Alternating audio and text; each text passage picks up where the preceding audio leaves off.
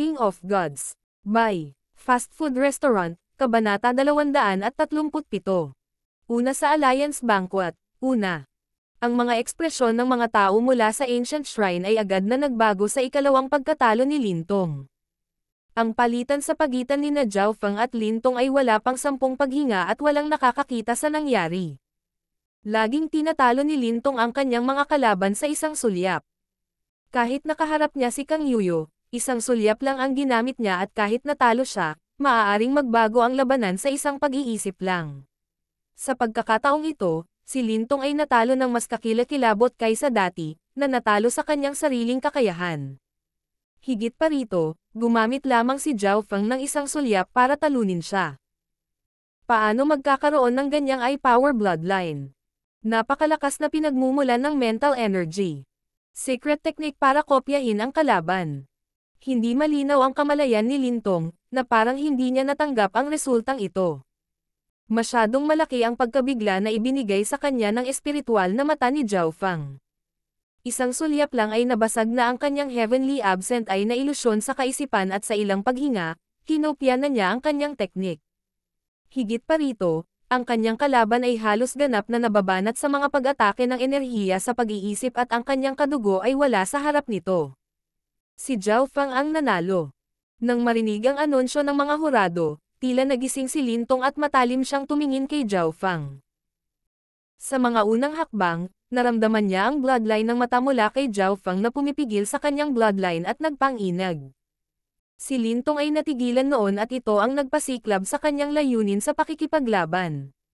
Ngayon lang naintindihan ni Lintong na hindi mali ang pakiramdam mula sa kanyang bloodline. Ang maraming sulyap mula sa karamihan ay dumapo sa mukha ni Zhao Feng habang siya ay lumalabas sa arena. Ang mga paningin na ito ay naglalaman ng pangunahing takot at pag-iingat, ngunit ang ilan sa mga ito ay may mga kislap ng lamig at layunin ng pagpatay. Hindi ko siya dapat hayaang mabuhay. Lalong lumakas ang senyales ng panganib sa puso ni Haiyun Master. Mula pa noong Floating Crest Trial, si Zhao Feng ay nagmature na hakbang at sinimulang pilitin siya. At ngayon, inihayag ni Zhao Feng ang kanyang talento at kapangyarihan sa bloodline. Sino ang nakakaalam kung ano ang mangyayari kung hahayaan niyang lumaki si Zhao Feng? Kasabay nito, napagtanto ni Haiyun Master na siya ay nalinlang ni Zhao Feng. Ang huli ay napakabata at maaaring magkaroon ng ganoong estado ng pag-iisip. Alam niyang itago ang kanyang sarili ng napakatagal. Ito ay hindi isang bagay na mayroon ang iba sa kanyang edad.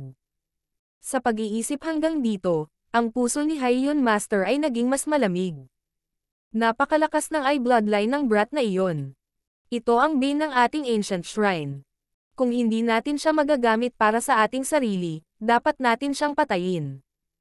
Tinalakay ito ng mas matandang henerasyon ng Ancient Shrine. Napakasensitibo ni Zhao Feng at nararamdaman niya ang mga emosyon sa enerhiya ng pag-iisip sa malapit. Natawa siya at hiniskan ang audience. Shua. Ang mga puso ng mga kumakatawan sa mga disipulo ay parang sinaksak ng ang espiritual na mata ng Diyos ay tumingin sa kanila. Ang mga may masamang plano sa kanilang isipan ay nabahala. Sa Cloud Sword Clan. Hindi ko akalain na matatalo niya si Lintong ng ganoon kadali. Naka-crossleg si Kang Yuyo sa lupa na may maputlang mukha at matamang pinagmamasdan ang arena. Nasa likuran niya ang 3 elder sa True Spirit Realm na nagbuhos ng kanilang enerhiya sa kanyang katawan. Naintindihan ni Yuyo ang Seed of Sword intent sa bingit ng pagbagsak ng kanyang malay. Sa oras na iyon, napakahina na niya at ang huling pag-atake ni Lintong ay nagdulot sa kanya ng pinsala. Bumantong hininga ang isang elder ng Cloud Sword Clan. Sa kabutihang palad, binigyan namin siya ng isang mahalagang mind-cleansing spiritual pill na medyo makapagpapagaling sa halos lahat ng kanyang mental energy. Ang problema lang ay may bitek siya sa kanyang pag-iisip, na mag-iiwan ng malinaw na depekto kung ang kanyang binhi ng layunin ng espada ay mabilis na gumaling. Nag-aalala ang Cloud Sword Clan Master. Walang sino man ang nakagawa ng pinsala kay Kang Yuyo, ngunit ang mental na kapangyarihan ni Lintong ay hindi madaling harapin. Gamit ang mga salita ni Lintong, si Kang Yuyo ay nakakulong sa loob ng isang ilusyon sa loob ng 20 oras. Hindi maisip ang sakit na mararanasan sana niya. Ang Seed of Sword intent ay mas mahalaga pa kaysa sa spiritual pill. Ang mental energy ni Zhao Fang ay mas nakakatakot kaysa kay Lintong. Sa tingin ko, dapat na tayong sumuko sa labanan ni Yuyo at Zhao Fang. Hindi pwede. Ang Cloud Sword Clan ay ang nangunguna sa clan sa Alliance. Paano natin tatalikuran ang kaluwalhatiang ito? Higit pa rito, hindi ganoon kadaling sumuko si Yuyo. Naiintindihan ni Yuyo ang Seed of Sword Intent. Hanggat kaya niyang i-block ang unang round ng mental energy ni Zhao Fang, kailangan lang niya ng isang espada para mapagpasyahan ang tagumpay. Sa puntong ito, ang Cloud Sword Clan ay nagtatalo sa kanilang mga sarili. Mula sa kasalukuyang sitwasyon, tila mas malaki ang posibilidad na manalo ni Kang Yuyo, na may hindi bababa sa 70% pagkakataon. Ito ay dahil ang Seed of Sword Intent ay may kakayahang maglaslad sa kawalan at ang mental energy ni Lintong ay nabawasan sa wala nito. Ngunit ang problema ay ang isip ni Kang Yuyo ay nasugatan at ang binhi ng layunin ng espada ay kailangang patatagin. Kung normal lang na kalaban, di bale. Ngunit ang lakas ng pag-iisip ni Zhao Fang ay hindi nasusukat at kahit isang taong kasing lakas ni Lintong ay madaling natalo niya.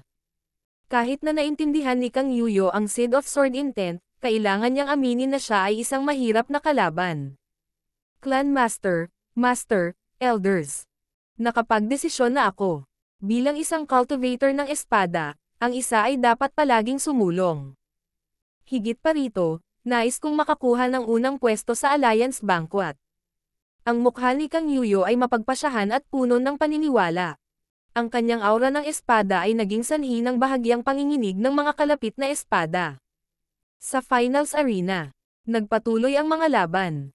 Pagkatapos ng ika-8 round, isa lang ang mahalaga. Ang ika-3 pwesto, ika-4 na pwesto, ika-5 pwesto. Halos kumpirmado na ang mga rangkang na ito. Ang tanging bagay na nais malaman ng lahat ay kung sino ang aakyat sa tuktok.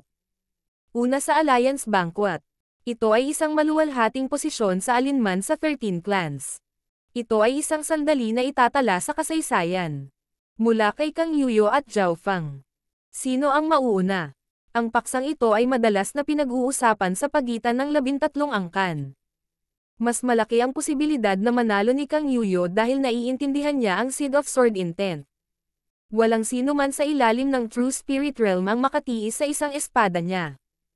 Ngunit si Kang Yuyo ay tila nasugatan pagkatapos makipaglaban kay Lintong. O kung hindi, bakit may 3 elder na magpapagaling sa kanya? Ang tunay na lakas ni Zhao Fang ay hindi pa kumpirmado.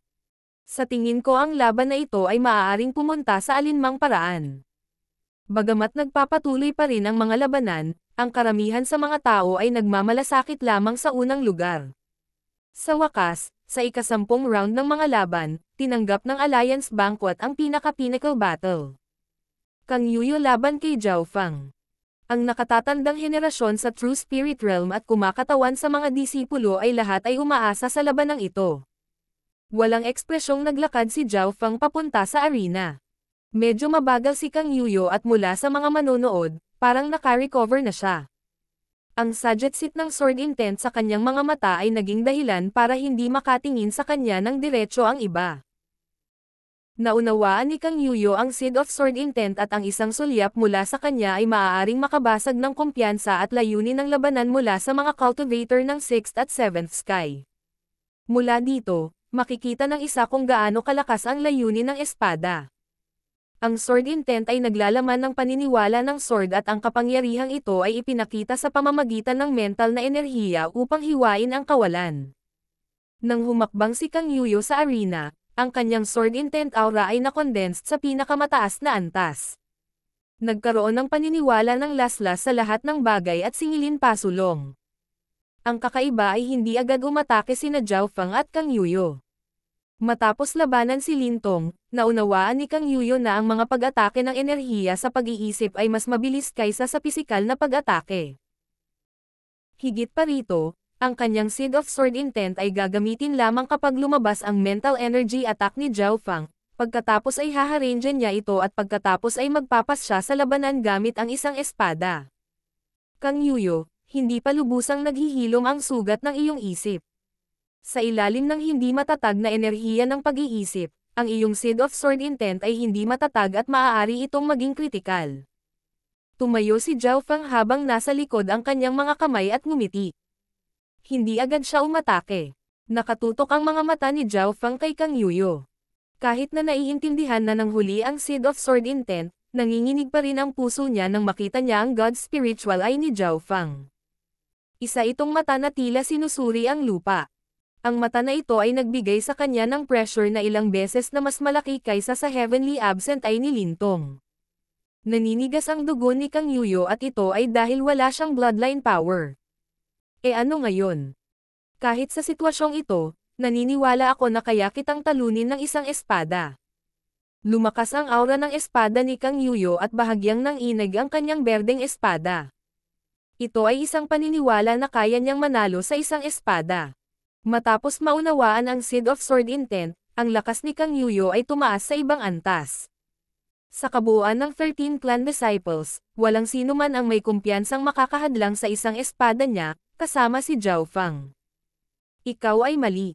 Walang sino man ang nanakit sa akin mula nang magsimula ang Alliance Banquet. Maging si Lintong ay madaling natalo ko ng bahagya kang nanalo at nasugatan bilang resulta. Lumakas ang hangarin ni Zhao Fang sa pakikipaglaban. Ang espiritual na mata ng kanyang Diyos ay kumikislap na may asher na liwanag at naging matalim, na parang siya ang hari na sinusuri ang kanyang mga posisyon. Ano ngayon? Nalaman ni Kang Yuyo na ang paniniwala at kumpiyansa ni Zhao Fang ay tumataas at sumasalungat sa kanyang Seed of Sword Intent. Hindi mo magagawa ang kaya kong gawin. Nangangahulugan ito na ikaw ay kritikal na may depekto. Kumpiyansa na sabi ni Zhao Fang. Huminto si Kang Yuyo, ngunit pagkatapos ay tumawa siya sa pangaalipusta. Gayunpaman, ang mga sumunod na salita ni Zhao Fang ay naging sanhi ng pagyanig ng kanyang puso. Lahat ng iyong lakas ay makikita ng aking mga mata. Gayunpaman, wala kang alam sa aking tunay na lakas at pamamaraan. Ang espiritual na mata ng Diyos ni Zhao Fang ay kumikislap na may asher na liwanag at bawat salita, bawat tunog at maging ang bawat hininga ay may mahiwagang kapangyarihan dito. Sa ilalim ng pagsasara ng espiritual na mata ng Diyos, ang katawan ni Kang Yuyo ay nanigas. Pakiramdam niya ay nakita na niya ang lahat ng kanyang sikreto at ito ang dahilan kung bakit hindi siya agad nag-slash out. Yuyo, huwag kang magpapaapekto sa mga sinasabi niya. Sinusubukan niyang sirain ang kapintasan sa puso mo. Huwag mo siyang pakinggan. Dahil nabunot mo na ang iyong espada, talunin mo siya sa iyong walang kapantay na paniniwala. Ang nakatatandang henerasyon ng Cloud Sword Clan ay nababalisa. King of Gods, Kabanata 238. Una sa Alliance Banquet, ikalawa. Hindi nahirapan ang mga nanonood na makita na sinisira ni Zhao Fang ang kumpiyansa ni Kang Yuyo. Sa ilalim ng paglock ng God's Spiritual Eyes, ang bawat salita ni Zhao Fang ay naglalaman ng mental energy na pumasok sa isip ng kanyang kalaban. Kasabay nito, ang kanyang sariling kumpiyansa at layunin sa labanan ay patuloy na tumataas. Ang mga simpleng salita ay naglalaman ng ganap na paniniwala. Ang hindi masusukat na lakas ni Zhao Fang ay nakatatak sa isip ni Kang Yuyo. Kasabay nito, ang kapangyarihan ng kanyang Seed of Sword Intent ay pinaghigpitan. Ito ang pakay ni Zhao Fang. Kahit sinong cultivator ng espada ay may malakas na paniniwala sa Tao of Sword.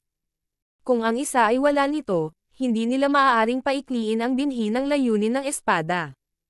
Sa puso ni Kang Yuyo, walang nakapidyo sa kanyang isang espada.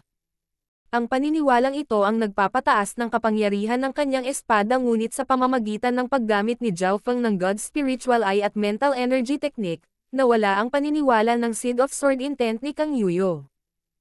Ang pagpapahina sa kalaban ay kapareho ng pagtaas ng kanyang sariling pagkakataong manalo. Ang labanan sa pagitan ng mga eksperto ay hindi lamang tungkol sa kapangyarihan ng labanan. Naglalaman din ito ng karanasan, mga trick, mindset, kalooban at higit pa. Sa tingin mo ba alam mo kung gaano kalakas ang Seed of Sword Intent? Pumalakpak si Kang Yuyo ng malakas at pinaandar ang kanyang sword aura para idiin ang isip at katawan ni Zhao Fang. Malinaw niyang alam ang kahulugan ni Zhao Fang ngunit medyo naapektuhan pa rin siya at ginamit niya ang kanyang paniniwala at kumpiyansa upang labanan si Zhao Fang. Jang. Ang berdeng talam ay hinugot mula sa kaluban nito at tila may talas na lumitaw sa hangin, na nakalok kay Zhao Fang. Hihihi, Tingnan natin kung kaya mong tapusin ang laban gamit ang iyong isang espada. Si Zhao Feng ay tumawa ng may kumpiyansa at ang kanyang Yin Shadow Cloak ay pumutok sa hangin, na naging dahilan upang ang kanyang figure ay mas malabo kaysa dati. Sa oras na ito, ang aura ng espada ay sumugod kay Zhao Feng. Si Kang Yuyo ay hindi pa nalalaslas gamit ang kanyang espada at ang di nakikitang kapangyarihan mula sa kanyang binhi ng espada ay nagtangkang tumusok sa kanyang kaluluwa. Kung ito ay ibang tao, ang aura na ito lamang ang dudurog sa kanilang isipan at iiwan sila sa lakas ng labanan.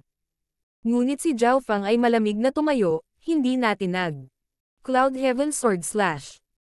Isang liwanag ng sword intent ang kumislap sa mga mata ni Kang Yuyo habang ang berdeng talam ay naglaslas sa hangin, nag-iwan ng magandang guhit na parang bahaghari. Tuk! Tuk! Ang mga array sa hangin ay butas-bukas. Ang pag-atake na may Seed of Sword Intent ay mas malakas kaysa sa mga pag-atake na ginamit noon ni Kang Yuyo. Naabot nila ang isang buong bagong antas. Dati noong hindi pa naiintindihan ni Kang Yuyo ang buto ng Sword Intent, walang nakapidyo sa isang atake ng espada niya at ngayon ay mayroon na siyang Seed of Sword Intent. Napagpasyahan ang tagumpay o pagkatalo dito. Huminga ng malalim si Zhao Feng habang ang kanyang kaliwang mata ay nakalock kay Kang Yuyo at sumabog ang kanyang bloodline power sa sandaling bago siya atakehin. Weng! Isang malabong asher na dugo ang naglakbay sa kanyang katawan at lumitaw ang isang malasalaming tato. Tila ito ay mula sa sinaunang panahon, matanda at marangal, na may ilang mga damdamin ng kasamaan dito. Ang kanyang dugo at mga buto ay naglabas ng isang hindi nakikitang aura na naging dahilan upang ang mga kalapit na disipulo ay hindi mapalagay at pinalamig ang kanilang dugo. Ito ay lalo na para sa mga may mga bloodline. Naramdaman ni na Zhao Yufei, Lintong at iba pa na nanginginig ang kanilang mga bloodline. Sa sandaling iyon, ang mga katangian ni Zhao Feng ay tumaas ng husto at tila siya ay pinoprotektahan ng isang misteryosong kapangyarihan. Ano itong bloodline power? Ito ay napakaluma at marahil ay nagmula sa sinaunang panahon. Kung mas matanda ang bloodline, mas malakas ang ninuno noon. Ngunit sa kabilang banda, mas mahina ang kadalisayan ng bloodline at mas mababa ang pagkakataong mamanahin ito. Napabuntong hininga ang mga misteryosong figure mula sa Iron Dragon Country.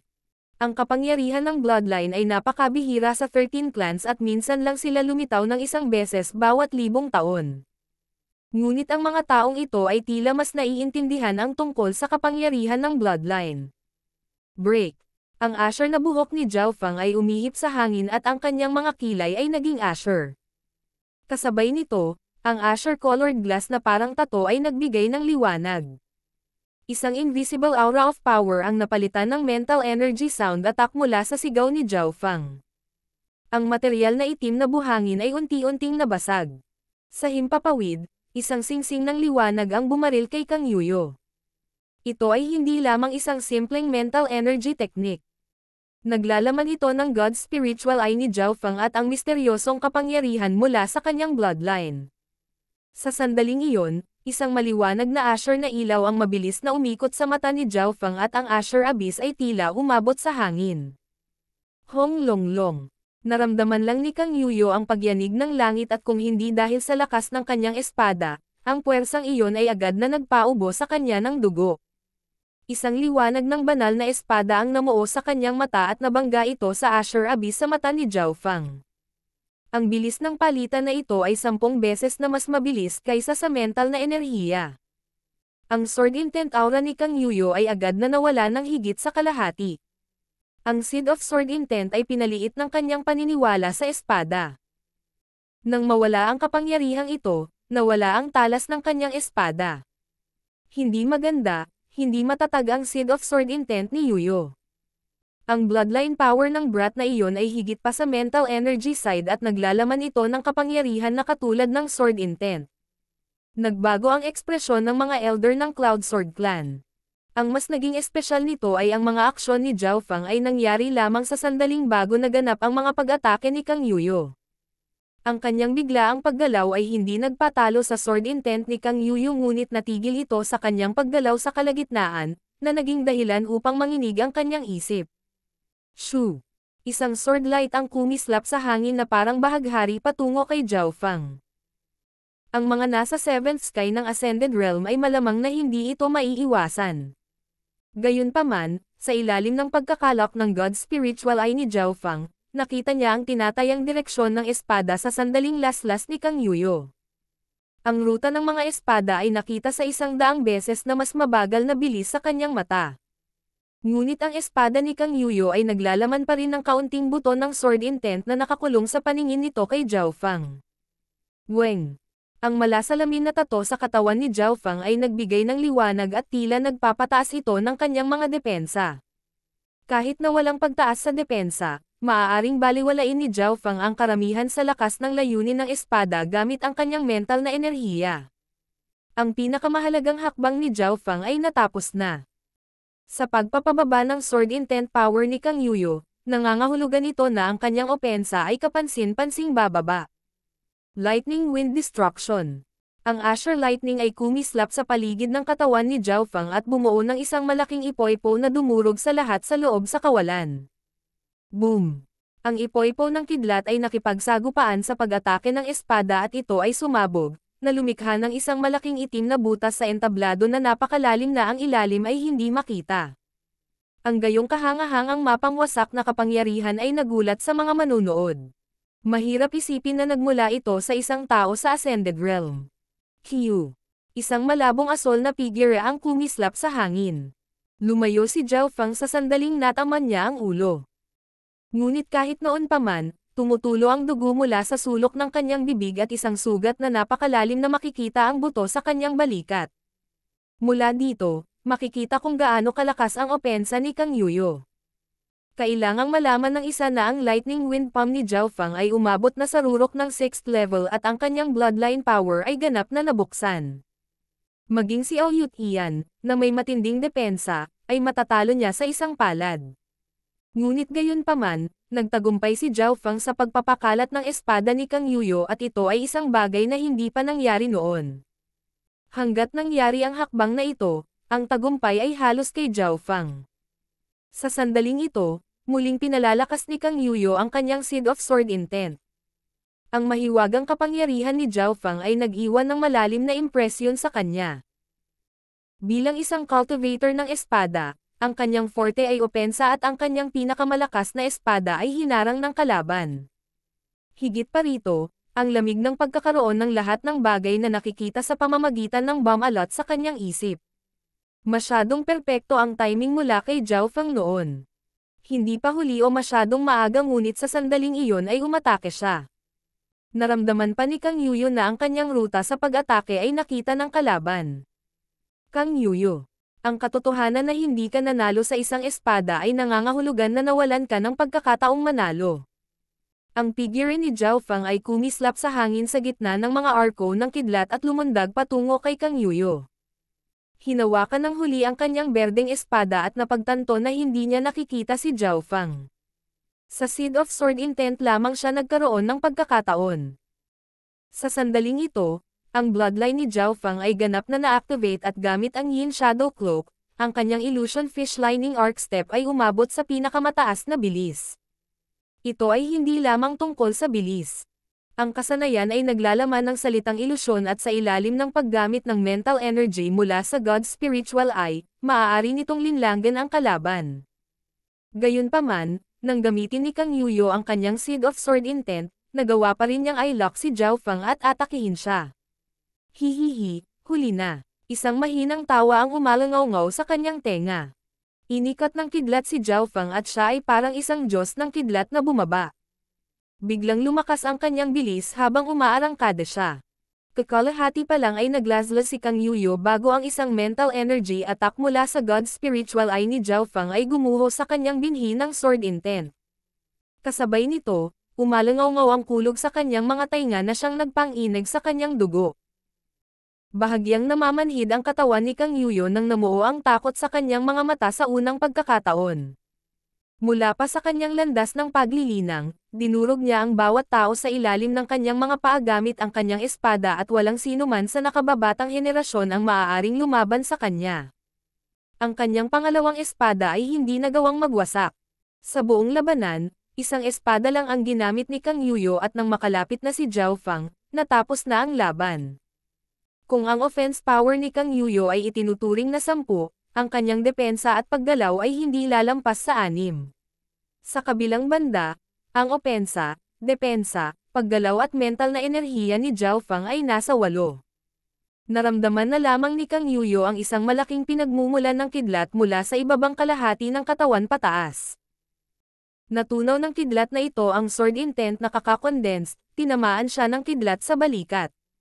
Ang mahinang depensa ni Kang Yuyo ay hindi napigilan ang pagdagsa ng kidlat, kaya't agad siyang nagluwa ng dugo at nahimatay.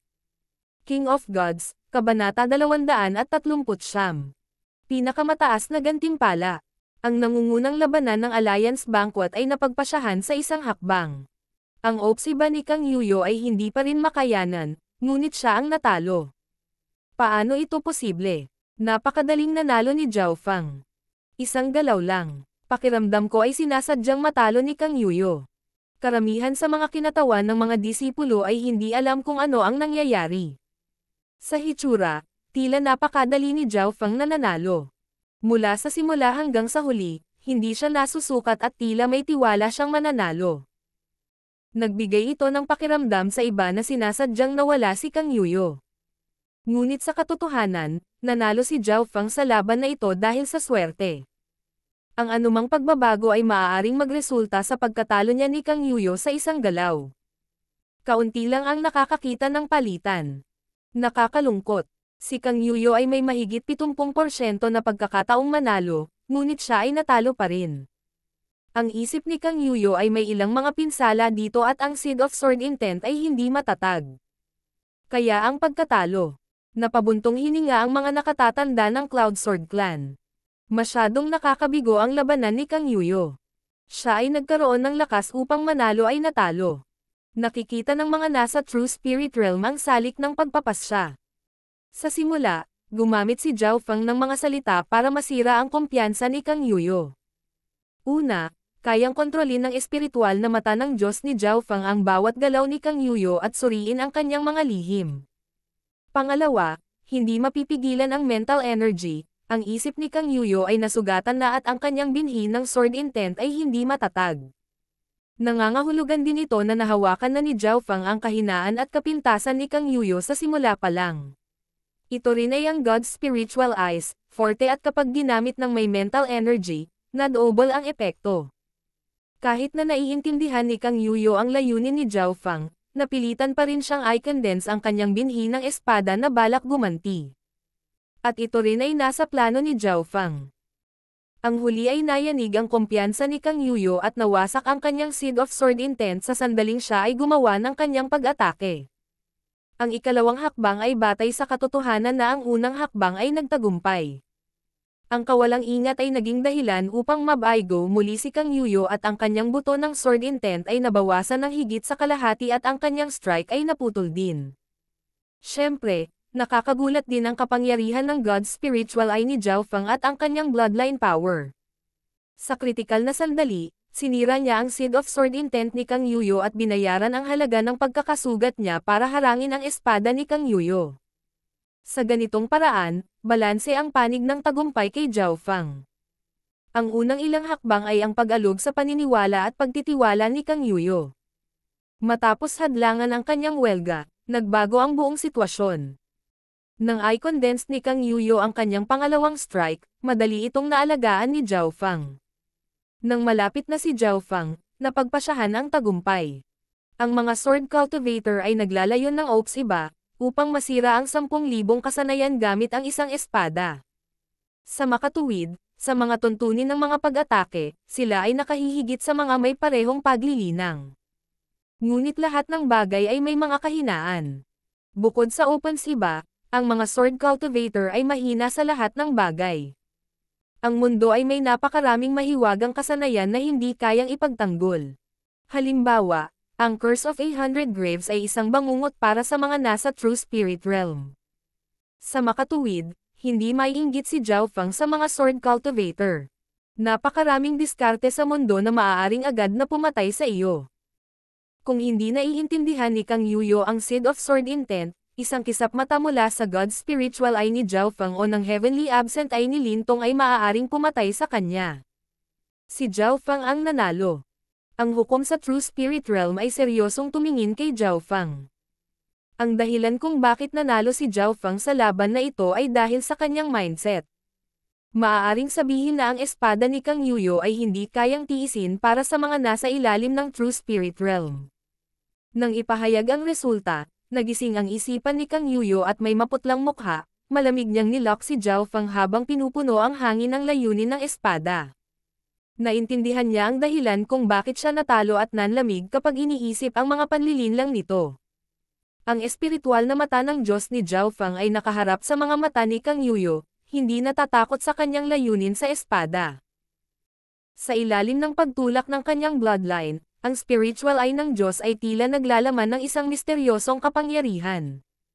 Ngunit sa ngayon, hindi alam ni Zhao Fang kung paano ito gamitin at sa gayon ay pangunahing ginagamit para sa depensa sa halip na opensa. Sa sandaling ito, napagpasyahan ang nanalo. Parehong walang sasabihin sina Zhao Fang at Kang Yuyo. Bagamat nakadepende sa swerte ang tagumpay ni Zhao Fang, may potensyal sa kanila ang kanyang mga galaw. Sa mga manonood ng Broken Moon Clan, nanalo talaga siya. Hindi napigilan ni First Elder ang pananabik sa kanyang puso at nabasa ang gilid ng kanyang mga mata. Unang pwesto sa Alliance Banquet. Kinakatawan nito ang pinakamataas na karangalan sa mga junior sa lugar ng Sky Cloud Forest. Ito ang unang pagkakataon sa loob ng 1,000 taon na ang Broken Moon Clan ay nakakuha ng unang lugar. Dati, ang Broken Moon Clan ay nasa ilalim ng pack at kahit na mahirap para sa isa o dalawa sa kanila na makapasok sa nangungunang 20. Ngunit sa pagkakataong ito, ang unang lugar ay kabilang sa Broken Moon Clan. Sa huling 12, malamang na naabot ni Bei Moy ang nangungunang 10 at bagaman hindi nakapasok si Yang Gan sa huling 12, malamang na nasa nangungunang 20 ang kanyang pagkakalagay. Ang mga nakatataas sa Broken Moon Clan ay hindi man lang may larawan ang kanilang kagalakan. Tanging ang ngiti ni Haiyan Master ang hindi natural habang sinusubukan niyang itago ang pagkabalisa sa kanyang puso. Nangyari ang bagay na ayaw niyang mangyari. Mula pa noong Floating Crest Trial, ginawa ni Zhao Fang ang mga imposible at naging posible.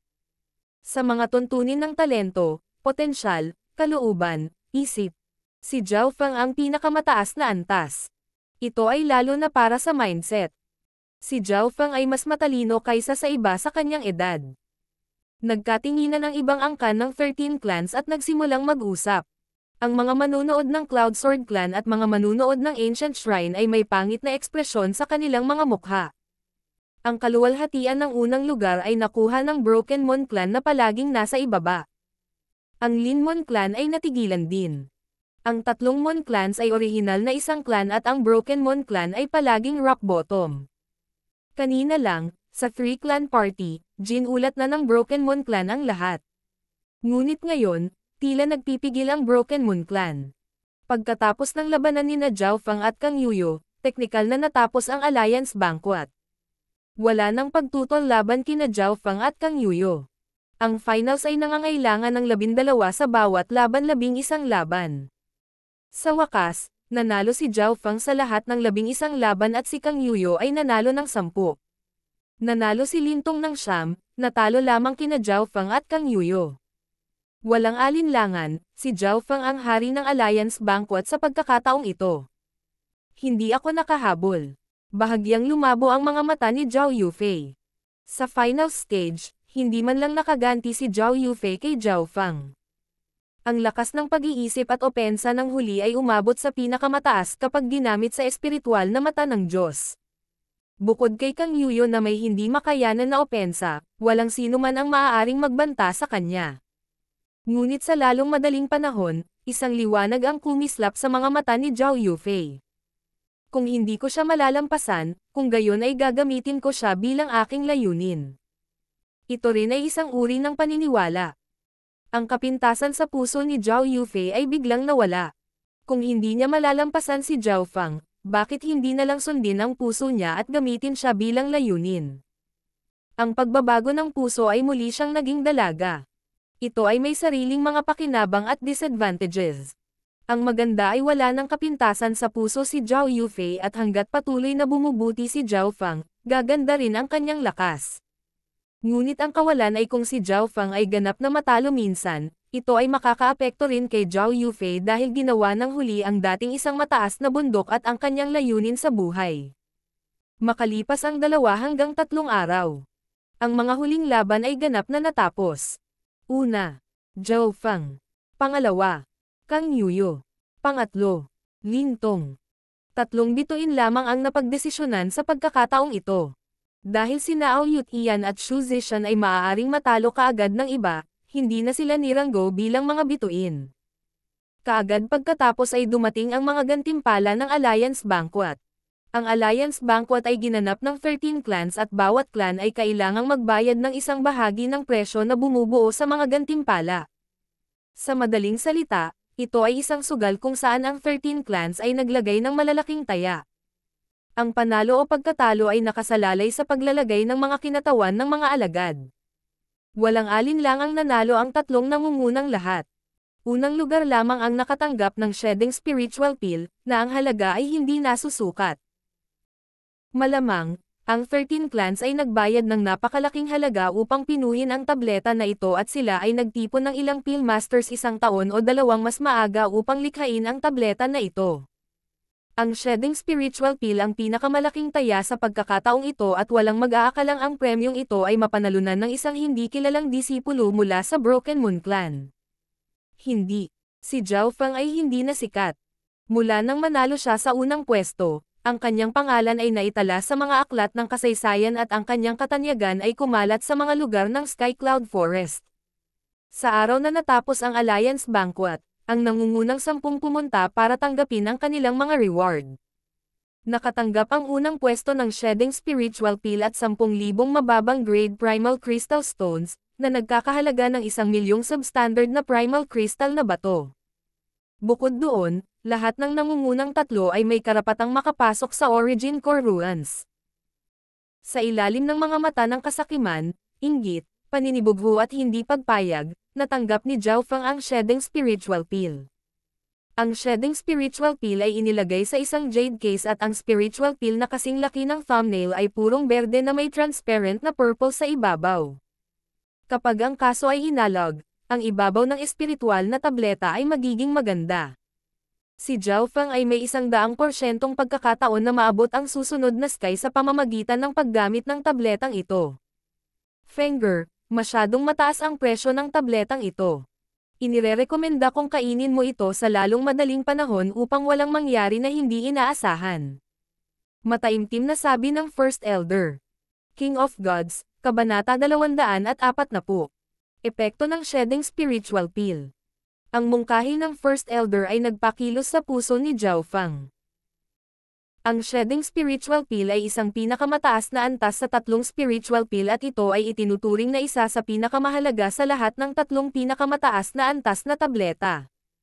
Ang pill na ito ay hindi lamang madaragdagan ang pagkakataong makalusot sa True Spirit Realm, maaari din itong garantiya ang tagumpay ng isang sky.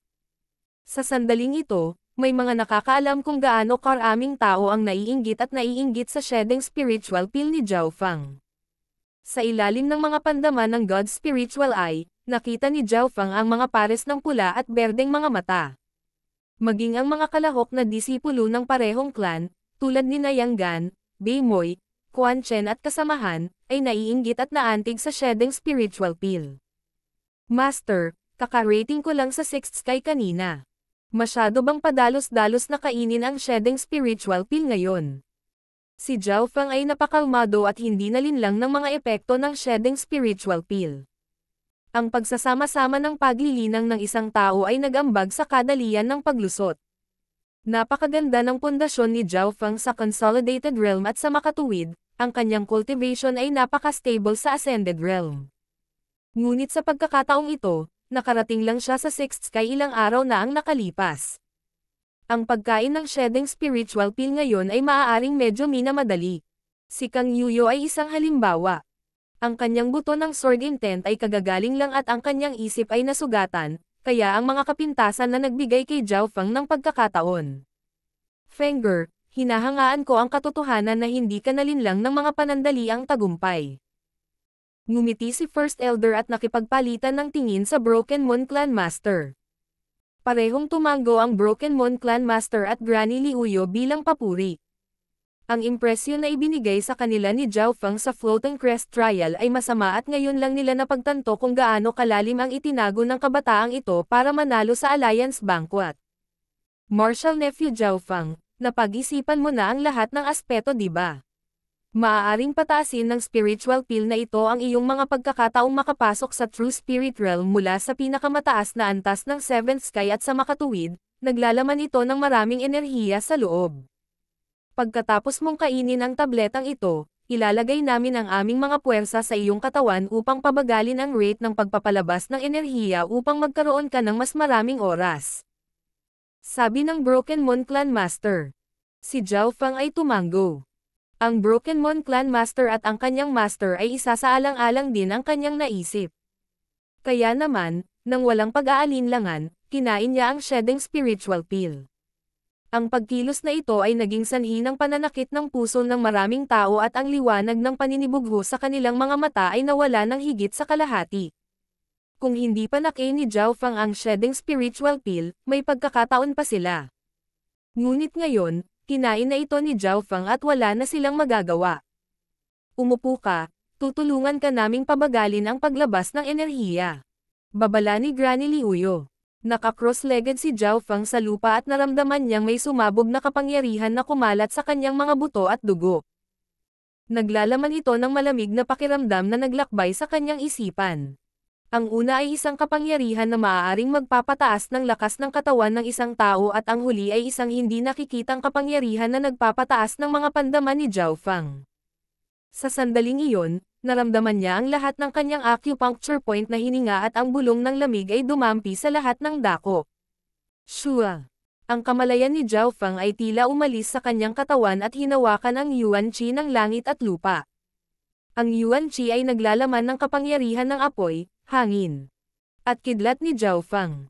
Ang interaksyon ng mga elementong ito ay nangyari sa Yuan Qi. Ang mga pandaman na ito. Ito ba ay kabilang sa True Spirit Realm? Sa bawat paghinga, naramdaman ni Zhao Feng na ang Yuan Qi ay nakikipag-ugnayan sa kanyang katawan at ang mga elemento ng kidlat at hangin ay napakalapit sa kanya. Naunawaan niya na ito ay isang panandaliang epekto na dala ng shedding spiritual pill at maaari nitong isara ang distansya sa pagitan nila ni Yuan Qi. Meow meow. Ang maliit na pas ang magnanakaw na kasing laki ng palad ay lumitaw sa balikat ni Zhao Feng. Kasabay nito, tatlong malalakas na pinagmumulan ng enerhiya ang bumuhos sa katawan ni Zhao Feng na tumutunaw sa mga katangian ng pagpapagaling ng shedding spiritual pill at itinulak ang mga ito sa bawat sulok ng kanyang katawan. Ang mga pinagmumula ng enerhiya na ito ay tinawag na Qi ng True Spirit na kapareho ng True Force ngunit ginagamit ng mga nasa True Spirit Realm. Ang mga nasa True Spirit Realm ay sumailalim sa isang ebolusyon at maaaring makuha ang Yuan Qi ng langit at lupa para sa kanilang sarili. Maaari nilang mabuo ang Qi ng True Spirit, na mas mataas na grado kaysa True Force. Ang isang tipak ng Qi ng True Spirit ay maaaring agad na talunin ang 10 True Forces ng parehong dami. Ito ang pagkakaiba sa pagitan nila. Noong bumalik si Zhao Feng sa pamilya Zhao, ang isang maliit na butil ng kanyang True Force ay madaling napilayan ang paglilinang ni Yu Tianhua. Ito ang pagkakaiba sa kapangyarihan. Sa puntong ito, malinaw na hindi ibibigay ni Zhao Feng ang pagkakataong maranasan ang Qi ng True Spirit. Ang maliit na pas ang magnanakaw ay tamad na umupo sa balikat ni Zhao Feng at ang mga sizzle ng Qi of True Spirit ay hinayla palayo sa katawan ni Zhao Feng at hinihigop sa katawan nito. Ang eksenang ito ay nagulat kay First Elder, ang Clan Master at Granny Liuyo. Ang Qi ng True Spirit ay napakalakas at walang mga anyo ng buhay sa parehong antas, anumang pagsipsip ng Qi ng True Spirit ay maaaring magresulta sa pagkasira ng sarili. Ito ay katulad ng kung paano hindi makayanan ng isang martial artist sa Consolidated Realm ang True Force ng isang cultivator sa Ascended Realm. Ang isang maliit na butil ng True Force ay madaling makasira sa inner strength ng isang normal na martial artist. Ang Qi ng True Force ay pareho. Bukod sa mataas na kalidad, mayroon din itong kaunting kamalayan na konektado sa may-ari. Nalaman din ni Zhao Feng na ang pagiging tugma ng Qi ng True Force at Yuan Qi ay napakataas. Maaaring gamitin ng mga eksperto sa True Spirit Realm ang Yuan Qi ng langit at lupa upang palakasin ng katawan ang kanilang sarili. Lumipas ang oras. Si Zhao Feng ay nakaupo pa rin at nakatuon sa pagdanas ng pagtaas ng mga pandama. Sa ilalim ng epekto ng shedding spiritual pill, maaari siyang pumasok sa isang ganap na bagong antas sa loob ng maikling panahon. Sa sandaling ito, kinokontrol ng kanyang God Spiritual ay ang bawat detalye ng kanyang katawan, kabilang ang pakikipag-ugnayan kay Yuan Qi. Kung mauunawaan niya ang prosesong ito, ang kanyang mga pagkakataong makapasok sa True Spirit Realm ay mas mataas kaysa sa iba. Ang First Elder at ang iba pa ay may nakitang kakaiba. Ang kapangyarihan ng bloodline sa katawan ni Zhao Feng ay kumislap ng Asher at tila hindi ito natatakot sa Qi ng True Spirit. Sa kabaligtaran, sinipsip nito ang ilan sa mga ito at ginawa itong potensyal ni Zhao Feng. Ang pusa at tao ay parehong misteryoso. Ang mga taong nanonood ay hindi nakikita ang mga pagbabagong nangyayari sa katawan ni Zhao Feng, ngunit nakikita nila na ang maliit na pas ang magnanakaw ay makakayanan ang Qi ng True Spirit, na lubhang nakakagulat. Makalipas ang isang oras, ang tumaas na sentido na nararanasan ni Zhao Feng ay nagsisimula ng maglaho. Kabisado na ng espiritual na mata ng Diyos ang mga detalye ng prosesong iyon. Higit pa rito, nalaman ni Zhao Feng na ang kanyang kasalukuyang mga pandama ay mas malakas kaysa dati. Lalo na ang pakikipag-ugnayan sa pagitan niya at ni Yuan Qi. Ito ay ilang beses na mas malakas kaysa dati. Tila nagawang icon-ecta ni Zhao Feng ang kanyang true force sa labas ng mundo at sumipsip ng Yuan Qi sa kanyang katawan, bagamat ang halaga ay napakaliit. Hindi masama, ang pangunawa ni Fenger ay maihahambing sa mga nasa kalahating hakbang na True Spirit Realm. Ang shedding spiritual pill ay talagang naaayon sa pangalan nito. Puno ng ngiti ang First Elder. Sa sandaling ito, ang mga katangian ng shedding spiritual pill sa katawan ni Zhao Feng ay nahahati sa ilang grupo at ang rate ng pagsipsip ay bumagal ng ilang beses. Ang bahagi nito ay naabsorb din ng kanyang bloodline, na naging potensyal. Ngunit kahit noon pa man, ilang beses na lumabas si Zhao Feng sa susunod na ilang oras. Ang kanyang katawan ay nabago at ang kanyang laman at buto ay naglalaman ng mas dalisay na buhay. Ang balat ni Zhao Feng ay puti ng kristal at mas malambot pa ito kaysa sa isang babae.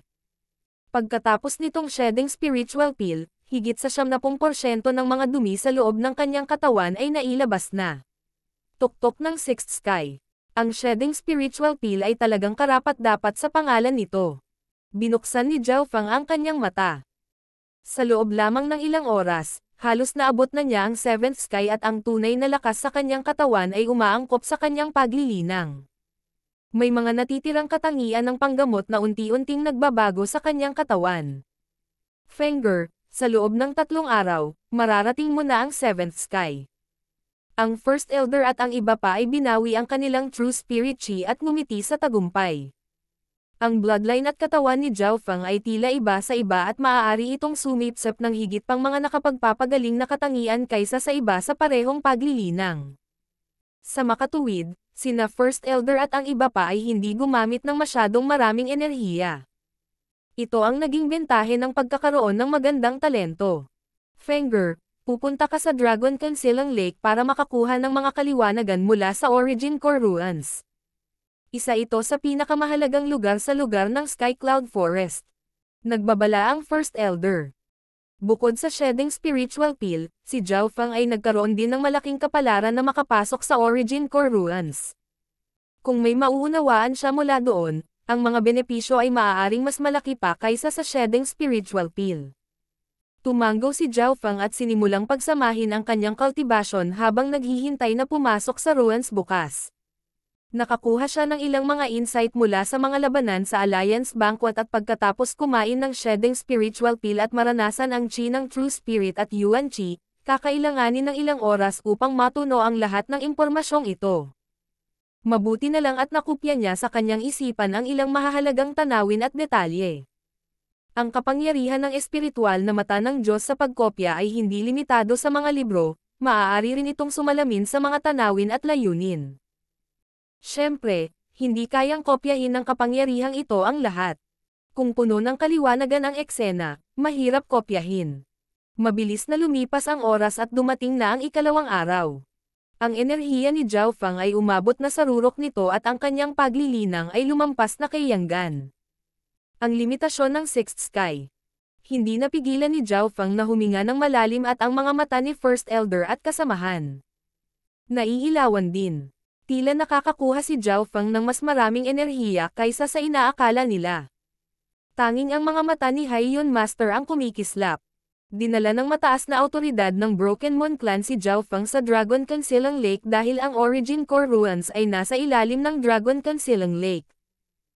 Ang 13 clans ay nangangailangan ng 3 eksperto sa True Mystic rank para gumawa ng pathway papunta sa Origin Core Ruins.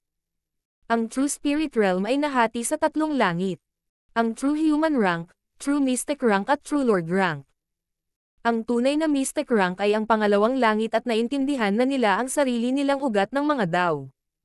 Ang First Elder, na may pinakamataas na cultivation sa Broken Moon Clan, ay nasa tuktok lamang ng True Human rank. Sa Dragon Concealing Lake, ang 3 eksperto sa True Mystic rank ay lumutang sa himpapawid na parang wala silang timbang. Biglang sumigaw ang 3 at nagsimulang umagos ang Yuan Chi sa radius na 10 milya. Q. Q. Q. 3 sinag ng puti, lila at iskarlata na liwanag ang nakipag-ugnayan, na lumilikha ng 3 kulay na liwanag na bumaril sa kalangitan at lumikha ng spatial abyss na ilang milya ang haba sa ilalim ng lawa. Ang nangingibabaw na kapangyarihang iyon ay tila yumanig sa lupa at nagpayanig sa puso ng iba sa True Spirit Realm. Ito ang unang pagkakataon na nakita ni Zhao Feng ang kapangyarihan ng mga nasa True Mystic rank at ang kapangyarihan ay tila lumampas sa mga limitasyon ng kalikasan.